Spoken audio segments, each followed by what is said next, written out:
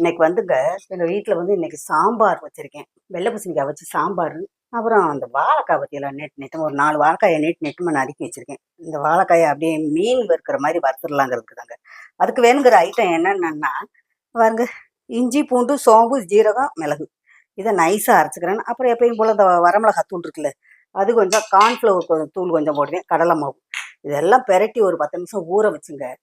தோசைக்கல்லில் போட்டு பொரிச்சு எடுத்தோம்னாக்கா அருமையான வாழைக்காயை வந்து அப்படி மீன் ஃப்ரை பண்ணுற மாதிரி ஃப்ரை பண்ணிடும். அது என்னென்னா நெத்திலி மீன் இருக்குது பற்றியலா, அது மாதிரி இருக்கும் பற்றியலா. எப்படி நறுக்கி வச்சிருக்கேன் பற்றியலா. நெத்திலி மீன் பார்த்துருக்கீங்களா?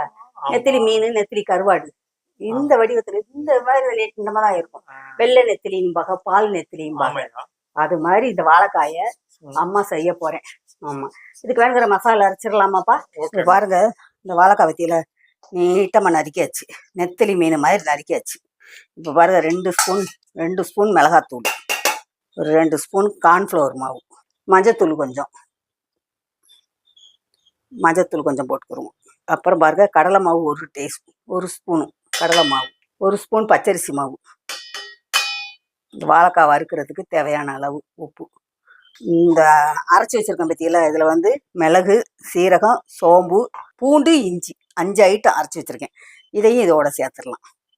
அப்புறம் பாருங்கள், ஒரு பச்சை மிளகா நைஸாக நறுக்கி வச்சுருக்கேன், ஒரே ஒரு பச்சை மிளகா, மல்லித்தலை, இந்த கருவேப்பிலை எல்லாம் போட்டாச்சு, உப்பும் போட்டாச்சு.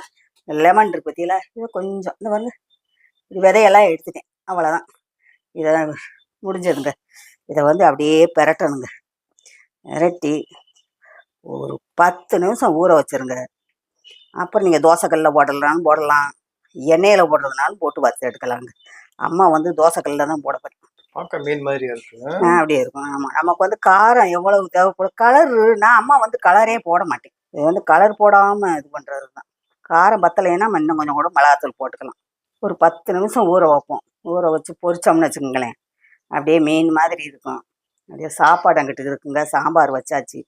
சாம்பாருக்கு இந்த வெள்ளிக்கிழமை செவ்வாய்க்கிழமை இப்படி வறுத்தோம்னு வச்சுக்கோங்களேன், அப்படியே மீன் வறுவல் மாதிரி இருக்கும். ஒரு சிலர் என்ன பண்ணுவாங்க, எனக்கு மீன் வேணும்ட்டு ஒரு சிலர் கேட்பாங்க. அவங்களுக்கு இந்த மாதிரி செஞ்சு கொடுத்துடலாம். இப்போ இந்த வாழைக்காயை நம்ம வந்து பாருங்க, தோசைக்கல்லில் தான் வறுக்க போகிறோம். எண்ணெயில் பொரிச்சோம்னு வச்சுக்கோங்களேன், எண்ணெய் வேஸ்ட்டாக போயிடும், வீணாக போயிடும். பாக்கி எண்ணெய் பாருங்களேன், அப்புறம் கீழே ஊற்ற முடியாது தான் இருக்குது. வேஸ்ட் பண்ணக்கூடாது இல்லைங்க. அதனால நம்ம வந்து பாருங்க, இதுலேயே தான் வறுக்கிறோம். பாருங்க,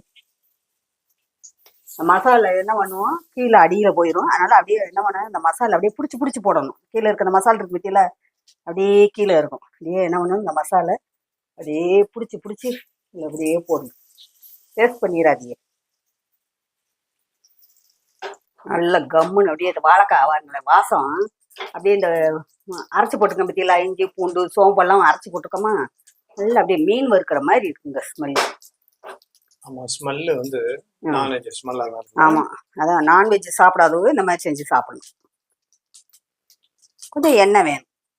நான் வறுக்கிறோம்ல, எண்ணெயிலேயே போட்டோம்னா எண்ணெய் வேஸ்ட் ஆகிடும். அதுக்கு தான் நம்ம என்ன பண்ணுறோம், இந்த மாதிரி கல்லில் போடுறோம்.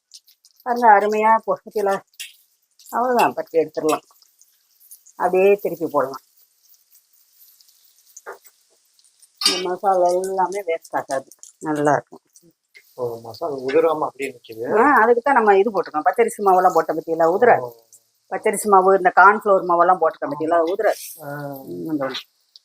நம்ம கொஞ்சம் என்ன பண்ணணும், ஒட்டாமல் இருக்கிறதுக்கு நம்ம இப்படி ஒரு இது பண்ணி கட்டி வச்சுக்கோங்க. இந்த மாதிரி உங்களுக்கு ஒரு அம்மா ஒரு டிப்ஸ் சொல்கிறேன். துணியில் இந்த மாதிரி ஒரு இதை 2-3 துணி வச்சு, ஒரு நல்ல வெள்ளை துணியாக இருக்கும், கட்டி வச்சுக்கிட்டேன்னு வச்சுக்கோங்களேன். தோசைக்கல்லுக்கு அப்படி ஒரு தேய்ச்சிட்டு நீங்கள் தோசை ஊற்றினா கூட தோசை பிய்யாது, நல்லா வரும். ஆமாம், ஒரு சிலர் என்ன பண்ணுவாங்க, அப்பப்போக்கி வெங்காயத்தை கட் பண்ணி இது பண்ணுவாங்க. ஆமாம், அதை இப்படி ஒரு கட்டி வச்சுக்கோங்க. ஒரு மூட்டை இப்படி கட்டி வச்சுட்டு நான் தோசைக்கல்லை இது பண்ணிட்டேன்னா ஒட்டாது, சூப்பராக வரும். எல்லாம் ஒன்றா இருக்குதுன்னு நினைக்காதீங்க, அப்புறம் பிரித்து விட்டுக்கலாம். பாசமாக இருக்காங்க, எல்லாம் ஒன்றா ஒட்டி இருக்காங்க, பிரதர்ஸ் எல்லாம் சிஸ்டர்ஸ் எல்லாம். அதனால் இவங்களை பிரிக்கிறாங்க, பிரியமாக இருக்காங்க. அதனால் பொரிச்சு எடுத்ததுக்கப்புறம் இவங்களை பிரித்து விடுவோம். பற்றியலா, இது வாழைக்காய் தான். ஆனால் நம்ம என்ன சொன்ன, அம்மா வெள்ளை நெத்திலி கருவாடு பொரிக்கிற மாதிரி பொரிக்க போகிறேன். அம்மா இல்லை, கொஞ்சம் அப்படியே பொன்னிறமாகவும் கொஞ்சம் வெள்ளையாகவும் எடுத்துடணும். எல்லாம் நெத்திலி மீன் கருவாடு.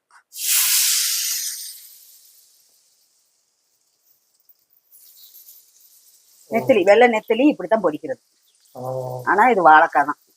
பார்த்தீங்களா, வாழைக்காயை வந்து அப்படியே இது நெத்திலி மீன் மாதிரி வறுத்தாச்சு. பார்த்தீங்களா, வெள்ளை நெத்திலின்னு சொன்னல இது. ஆனா இது வாழைக்காய் தான். இங்க பாருங்க, இந்த இரும்பு தோசைக்கல் தான், அதில் தான் வறுத்திருக்கேன். இன்னைக்கு எங்க வீட்டில் என்ன சமையல்னா, இங்க பாருங்க, வெள்ளை வெள்ளை சாதம். பார்த்தீங்களா, நல்லா பொலன்னு இருக்கு குக்கர்ல சாப்பாடு. இங்க பாருங்க, வெள்ளை பூசணிக்காய். பார்த்தீங்களா, பூசணிக்காய் போட்டு சாம்பார். நல்லா துவரம்பருப்பு தாங்க, நல்லா கெட்டியாவே வச்சாச்சுங்க சாம்பார். பாருங்க, வாழைக்காயை நெத்திலி கருவாடு வறுத்த மாதிரி வறுத்தாச்சு. தயிருங்க இருக்குங்க, தயிர் உப்புங்க. அப்புறம் பாருங்க, காலையில வந்து ஒரு சட்னி ஒன்று அரைச்சேங்க, ரோட்டு கடை சட்னின்னு ஒன்று, இட்லி எங்கள் வீட்டில் பாருங்க அரைச்சேன். இவ்வளவுதான். இதுக்கு மீறி நிறைய வச்சோம்னா வேஸ்ட்டாக தாங்க போகும், அப்பா சாப்பிட மாட்டாரு. அதனால இவ்வளோதான் எங்கள் வீட்டில் சமையல். உங்கள் வீட்டில் என்னன்னு நீங்கள் சொல்லுங்கள், வாங்க நம்ம எல்லாரும் உட்காந்து சாப்பிடலாம். இனிய உறவுகளே.